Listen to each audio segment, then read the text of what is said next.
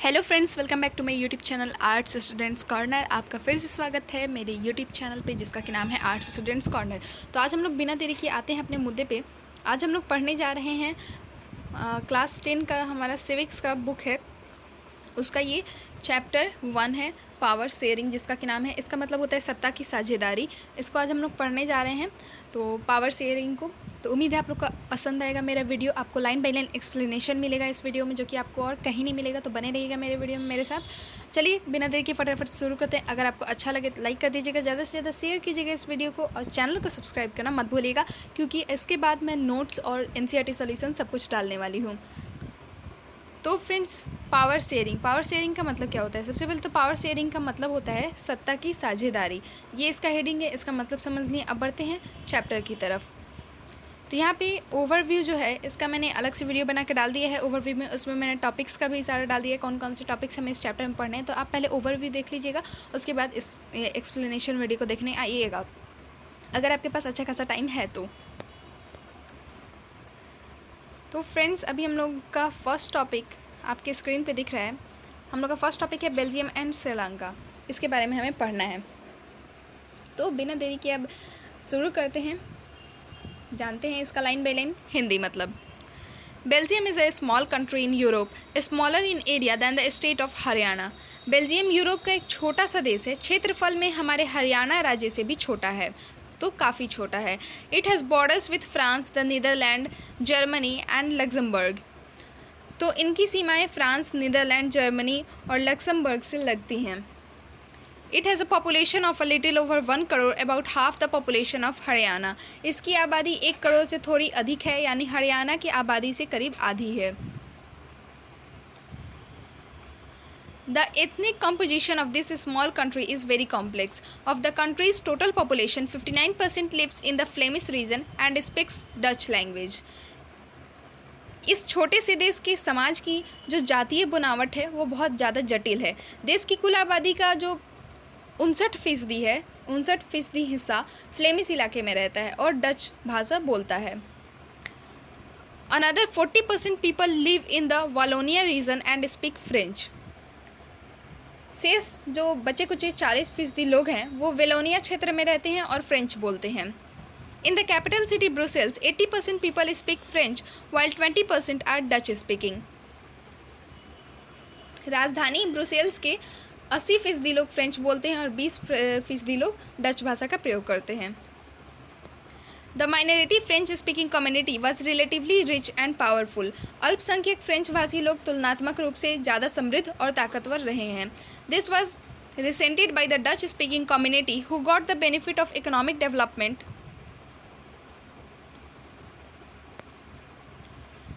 and education much later.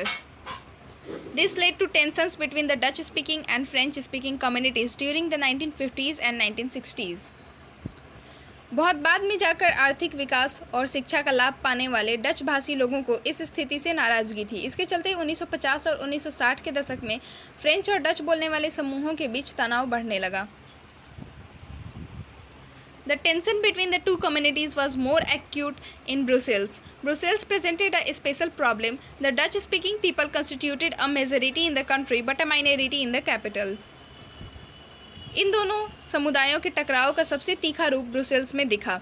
यह एक विशेष तरह की समस्या थी। डच बोलने वाले लोग संख्या के हिसाब से अपेक्षाकृत ज़्यादा थे, लेकिन धन और समृद्धि के मामले में कमज़ोर और अल्पमत थे। Let us compare this to the situation in another country. Sri Lanka is an island nation just a few kilometers off the southern coast of Tamil Nadu. आइए इस स्थिति की तुलना एक और देश से करते हैं, यानी कि श्रीलंका से अब करते हैं। श्रीलंका एक द्वीपीय देश है जो तमिलनाडु के दक्षिणी तट से कुछ किलोमीटर की दूरी पर स्थित है। तो इंडिया के मैप में आप लोगों ने देखा होगा कि साउथ में श्रीलंका एक छोटा सा वाटर ड्रॉप की तरह उसका शेप है और वो एक देश है।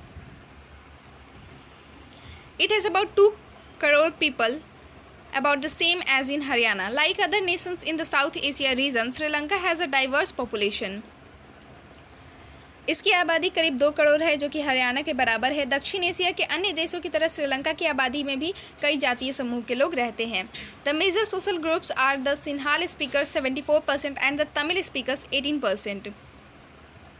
सबसे प्रमुख सामाजिक समूह सिंहलियों का है, जिनकी आबादी कुल जनसंख्या की 74% है। फिर तमिलों का नंबर आता है, जिनकी आबादी कुल जनसंख्या में 18% है। अमंग तमिल्स देयर आर 2 सब ग्रुप्स। तमिलों में भी 2 समूह हैं। Tamil natives of the country are called Sri Lankan Tamils, that are 13%. The rest, whose forefathers came from India as plantation workers during colonial period, are called Indian Tamils. श्रीलंकाई मूल के तमिल 13% और हिंदुस्तानी तमिल जो औपनिवेशिक शासनकाल में बगानों में काम करने के उद्देश्य से भारत से भेजे गए थे और भारत से लाए गए थे और भारत के लोगों के संतान हैं, वो हैं। As you can see from the map, Sri Lankan Tamils are concentrated in the north and east of the country. Most of the Sinhala-speaking people are Buddhist, while most of the Tamils are Hindus or Muslims. There are about 7% Christians who are both Tamil and Sinhal.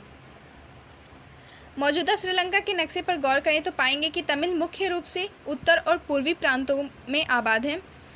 अधिकतर सिंहली भाषा लोग बौद्ध हैं, जबकि तमिल भाषी लोग में कुछ हिंदू हैं और कुछ मुसलमान हैं। श्रीलंका की आबादी में ईसाई लोगों का हिस्सा 7% है और वे सिंहली और तमिल दोनों भाषाएं बोलते हैं। Just imagine what could happen in situations like this. In Belgium, the Dutch community could take advantage of its numeric majority and force its will on the French and German-speaking population. तो अब जरा सोचिए कि ऐसी स्थिति में क्या हो सकता था। बेल्जियम में डच भाषी लोग अपनी बड़ी संख्या के बल पर फ्रेंच भाषी और जर्मन भाषी लोगों पर अपनी इच्छाएं थोप सकते थे। This would push the conflict among communities further. This could lead to a very messy partition of the country. Both the sides would claim control over Brussels. तो इससे उनके बीच की लड़ाई और बढ़ जाती। संभव था कि इससे देश बंट जाता और ब्रुसेल्स पर दोनों पक्ष अपना अपना दावा ठोकते। In Sri Lanka the Sinhala community enjoyed an even bigger majority and could impose its will on the entire country. Now let us look at what happened in both these countries.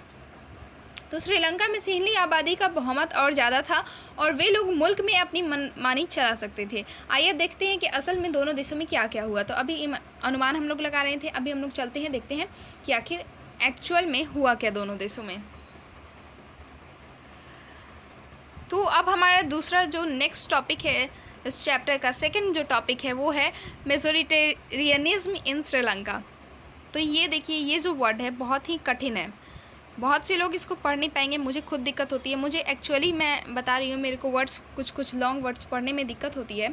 ऐसा नहीं है कि मुझे पढ़ने नहीं आता, मैं कोशिश भी करती हूँ, लेकिन कुछ प्रोनाउंसिएशन में मुझे दिक्कत हो जाती है, कुछ वर्ड्स मैं नहीं बोल पाती हूँ। तो ये मेरा अंदर का अपना दिक्कत है, मैं इसका कुछ कर नहीं सकती हूँ। तो इसको देखिए, मेजोरिटेरियनिज्म इन श्रीलंका, तोड़ के पढ़िएगा तो आप अच्छे से पढ़ पाएंगे। तो इसका मतलब क्या होता है, श्रीलंका में बहुसंख्यकवाद। अब ये बहुसंख्यकवाद क्या है, देखिए ग्लॉसरी आपकी बुक में दी रहती है, ग्लॉसरी हमें पढ़नी चाहिए। तो यहाँ पे मेजोरिटेरियनिज्म का मतलब दिया हुआ है, यानी कि बहुसंख्यकवाद का मतलब दिया हुआ है। तो इसको पहले देख लेते हैं। A believe that the majority community should be able to rule a country in which ever way it wants by disregarding the wishes and needs of the minority. तो बहुसंख्यकवाद क्या है, यह मान्यता, एक तरह का यह मान्यता है कि अगर कोई समुदाय बहुसंख्यक है, यानी कि संख्या में ज़्यादा है, तो वह अपने मनचाहे ढंग से देश का शासन कर सकता है और इसके लिए वह अल्पसंख्यक, यानी कि जो माइनॉरिटी लोग हैं, जो माइनॉरिटी समुदाय हैं, उनकी ज़रूरत और इच्छाओं की अवहेलना कर सकता है। तो यही है बहुसंख्यकवाद, यानी कि मेजोरिटेरियनिज्म। तो अभी आप लोग समझ गए होंगे। तो यही हम लोग पढ़ने जा रहे हैं कि बहुसंख्यकवाद श्रीलंका में। कोई जो मैं वर्ड्स बोलती हूँ हिंदी के, वो शुद्ध एकदम, मतलब ज़्यादा वर्ड्स मैं शुद्ध हिंदी के ही यूज़ करती हूँ ताकि आप लोग उस वर्ड से फेमिलियर हो जाएं। Sri Lanka emerged as an independent country in 1948। तो सन 1948 में श्रीलंका स्वतंत्र राष्ट्र बना। तो ये क्वेश्चन आ सकता है, इसको याद रखिएगा, अंडरलाइन कर लीजिए। The leaders of the Sinhala community sought to secure dominance over government by virtue of their majority. तो सिंहली समुदाय के नेताओं ने अपनी बहुसंख्या के बल पर शासन पर प्रभुत्व जमाना चाहा। As a result the democratically elected government adopted a series of majoritarian measures to establish Sinhala supremacy. तो इस वजह से लोकतांत्रिक रूप से निर्वाचित सरकार ने सिंहली समुदाय की प्रभुता कायम करने के लिए अपनी बहुसंख्यक परिस्थिति के तहत कई कदम उठाए। In 1956, an act was passed to recognize Sinhal as the only official language, thus disregarding Tamil. 1956 में एक कानून बनाया गया जिसके तहत तमिल को दरकिनार करके सिंहली को एकमात्र राजभाषा घोषित कर दिया गया। The governments followed preferential policies that favored Sinhal applicants for university positions and government jobs. A new constitution stipulated that the state shall protect and foster Buddhism. तो विश्वविद्यालयों और सरकारी नौकरियों में सिंहलियों को प्राथमिकता देने की नीति भी चली। नए संविधान में यह प्रावधान भी किया गया कि सरकारी बौद्ध मत को संरक्षण और बढ़ावा देगी। सरकार बौद्ध मत को संरक्षण और बढ़ावा देगी। All this government measures coming one after the other gradually increase the feeling of alienation among the Sri Lankan Tamils. तो एक एक करके आए इन सरकारी फैसलों ने श्रीलंकाई तमिलों की नाराजगी और शासन को लेकर उनमें बेगानापन बढ़ाया। They felt that none of the major political parties led by the Buddhist Sinhal leaders was sensitive to their language and culture. उन्हें लगा कि बौद्ध धर्मावलंबी सिंहलियों के नेतृत्व वाली सारी राजनीतिक पार्टियां उनकी भाषा और संस्कृति को लेकर असंवेदनशील हैं। मतलब उनको फ़र्क नहीं पड़ता है तमिल से। वो लोग बौद्ध धर्म को प्राथमिकता दे रहे हैं, वो लोग सिंहली भाषा को प्राथमिकता दे रहे हैं। They felt that the constitution and government policies denied them equal political rights, discriminated against them in getting jobs and other opportunities and ignored their interest. उन्हें लगा कि संविधान और सरकार की नीतियाँ उन्हें समान राजनीतिक अधिकारों से वंचित कर रही हैं, नौकरियों और फ़ायदे के अन्य कामों में उनके साथ भेदभाव हो रहा है और उनके हितों की अनदेखी की जा रही है। As a result, the relations between the Sinhal and the Tamil communities strained over time. परिणाम यह हुआ इसमें भी मैं कंफ्यूज हो जाती हूँ, परिणाम को परिमाण भी बोल देती हूँ, तो उसके लिए सॉरी। परिणाम यह हुआ कि तमिल और सिंहली समुदायों के संबंध बिगड़ते चले गए। तो ऊपर एक मैप दिया हुआ है श्रीलंका का, उसको आप लोग गौर से देख लीजिएगा। The Sri Lankan Tamils launched parties and struggles for the recognition of Tamil as an official language, for regional autonomy and equality of opportunity in securing education and jobs.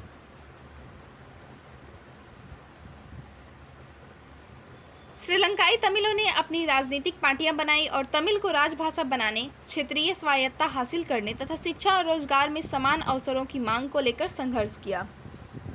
But their demand for more autonomy to provinces populated by the Tamils was repeatedly denied. By 1980s, several political organizations were formed demanding an independent Tamil Elam state in northern and eastern parts of Sri Lanka. लेकिन तमिलों की आबादी वाले इलाके की स्वायत्तता की उनकी मांगों को लगातार नकारा गया। 1980 के दशक तक उत्तर पूर्वी श्रीलंका में स्वतंत्र तमिल इलम यानी सरकार बनाने की मांग को लेकर अनेक राजनीतिक संगठन बने। The distrust between the two communities turned into widespread conflict. Sri Lanka में दो समुदायों के बीच पारस्परिक अविश्वास ने बड़े टकराव का रूप ले लिया। It soon turned into a civil war. As a result, thousands of people of both the communities have been killed. तो यह टकराव गृह युद्ध में परिणत हो गया जल्दी ही और परिणाम स्वरूप क्या हुआ कि दोनों पक्षों के हजारों लोग मारे गए। Many families were forced to leave the country as refugees and many more lost their livelihoods. You have read chapter 1 of economics textbook class 10 about Sri Lanka's excellent record of economic development, education and health. But the civil war has caused a terrible setback to the social, cultural and economic life of the country. It ended in 2009. तो अनेक परिवार अपने मुल्क से भागकर शरणार्थी बन गए। इससे भी कई गुना ज़्यादा लोगों की रोजी रोटी चौपट हो गई। आपने पढ़ा है जो 10th क्लास के इकोनॉमिक्स का बुक है उसका पहला चैप्टर कि हमारे क्षेत्र के देशों में आर्थिक विकास, शिक्षा और स्वास्थ्य के मामले में श्रीलंका का रिकॉर्ड सबसे अच्छा है, पर वहाँ के गृह युद्ध से मुल्क के सामाजिक, सांस्कृतिक और आर्थिक जीवन में काफ़ी परेशानियाँ पैदा हुई हैं। 2009 में इस गृह युद्ध का अंत हुआ। तो भाई श्रीलंका की स्टोरी तो हमने जान ली। अब हम लोग जानते हैं बेल्जियम की स्टोरी। बेल्जियम में आखिर क्या हुआ, क्या रिजल्ट निकला। तो एकोमोडेशन इन बेल्जियम यानी कि बेल्जियम की साझेदारी, तो समझदारी। तो श्रीलंका में क्या हुआ, वहाँ तो कन्फ्लिक्ट हो गया। देखते हैं बेल्जियम में कन्फ्लिक्ट हुआ या कुछ सुलह उलह हुआ, कुछ मैटर वैटर सुलटाया गया अपनी भाषा में बोले तो। द बेल्जियन लीडर्स टूक अ डिफरेंट पाथ।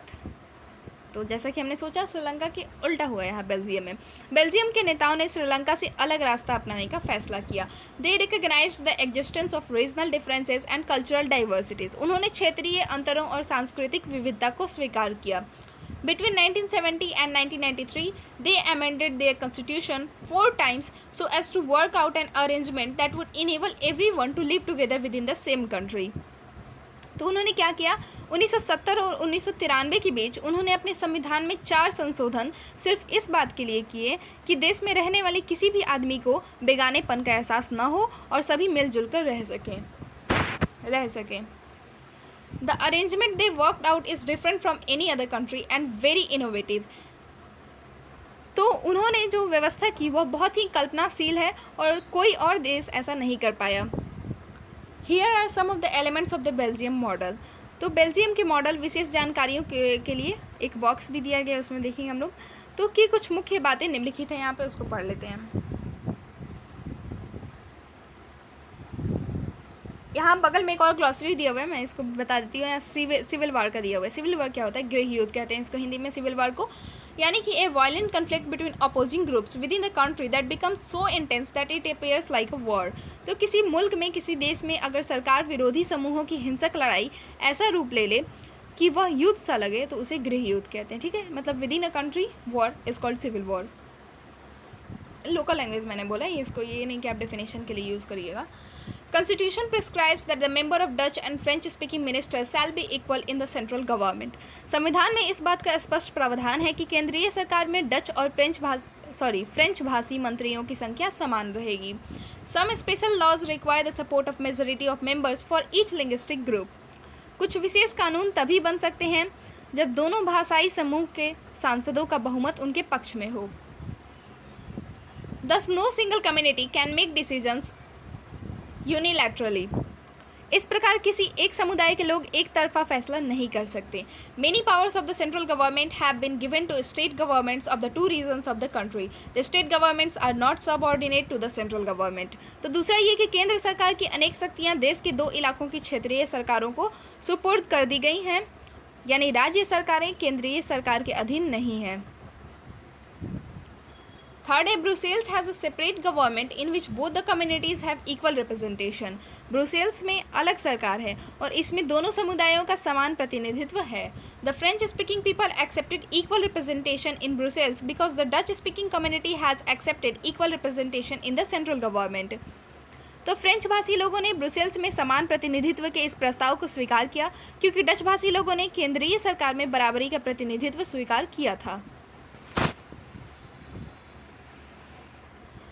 अब फोर्थ देखते हैं। Apart from the central and state government there is a third kind of government. केंद्रीय और राज्य सरकारों के अलावा यहाँ एक तीसरे स्तर की सरकार भी काम करती है। तो वो क्या है? दिस इज़ कम्युनिटी गवर्नमेंट, यानी कि सामुदायिक सरकार। Is elected by people belonging to one language community, Dutch, French and German speaking, no matter where they live. तो इस सरकार का चुनाव एक ही भाषा बोलने वाले लोग करते हैं। फ्रेंच और जर्मन बोलने वाले समुदायों के लोग चाहे जहाँ भी वे रहते हों, इस सामुदायिक सरकार को चुनते हैं। This government has the power regarding cultural, educational and language related issues. तो इस सरकार को संस्कृति, शिक्षा और भाषा जैसे मसलों पर फैसले लेने के अधिकार हैं। तो ये कुछ जो बेल्जियम मॉडल था उसके कुछ मुख्य बातें थी ये, जिनको आपने अभी सुना, पढ़ा। You might find the Belgian model very complicated. आपको बेल्जियम का मॉडल कुछ जटिल लग सकता है, बहुत जटिल लगा मुझे तो भाई। It Indeed is very complicated even for people living in Belgium. तो निश्चित रूप से यह जटिल है, खुद बेल्जियम में रहने वाले लोगों के लिए भी होगा ये जटिल। But these arrangements have worked well so far. लेकिन यह व्यवस्था बहुत हद तक सफल रही है। They help to avoid civic strife between the two major communities and a possible division of the country on linguistic lines. इससे जो देश है, जो मुल्क है, वहाँ गृह युद्ध की आशंकाओं पर विराम लग गया है, वरना गृह युद्ध की स्थिति में बेल्जियम भाषा के आधार पर 2 टुकड़ों में बट गया होता। When many countries of Europe came together to form the European Union, Brussels was chosen as its headquarters. जब अनेक यूरोपीय देशों ने साथ मिलकर यूरोपीय संघ बनाने का फैसला किया तो ब्रुसेल्स को उसका मुख्यालय चुना गया। तो इसको भाई याद रखिएगा, अंडरलाइन कर लीजिए। लेटेस्ट रीड न्यूज़पेपर, ये क्या है भाई, देख लेते हैं इसको भी। Read any newspaper for 1 week and make clippings of news related to ongoing conflicts of wars. तो आपको करना क्या है, ये एक तरह का एक्टिविटी है। तो कोई एक अखबार पूरे हफ्ते भर पढ़ें और फिर युद्धों और लड़ाइयों की खबरों को जमा करें, मतलब उनकी कटिंग्स जमा करें, उसको कट आउट करके निकाल लीजिए, उसको जमा कीजिए।